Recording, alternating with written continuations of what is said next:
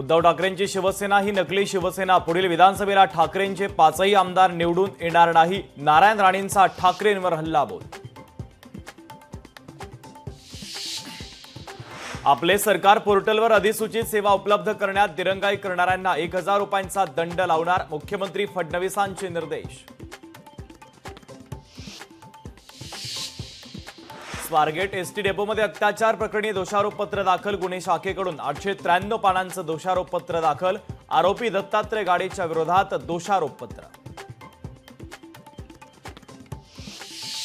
बुलढाण्यातील केस गळती प्रकरणाला गंभीर वळण। केस गळतीनंतर आता नख गळती होत असल्याचा स्थानिकांचा दावा। आरोग्याने जिल्हा प्रशासन रुग्णांना वाऱ्यावर सोडल्याचा नागरिकांचा आरोप।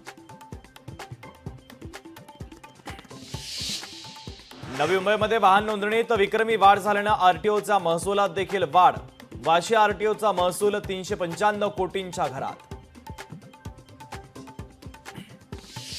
मुंबईकरांची तहान भागवण्यासाठी आणखीन एक धरण। गारगाई धरण प्रकल्पाला परवानगी। केंद्र सरकारच्या वन्यजीव विभागाकडून मिळाली परवानगी।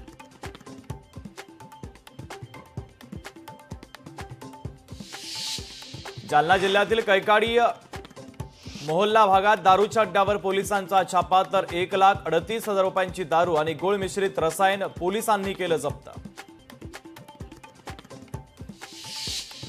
पुणे नाशिक महामार्गावर पेठ हद्दीमध्ये किसान कनेक्ट मॉलला आग। आगीमुळे परिसरात पसरले धुराचे लोळ। तर आगीचं कारण अस्पष्ट।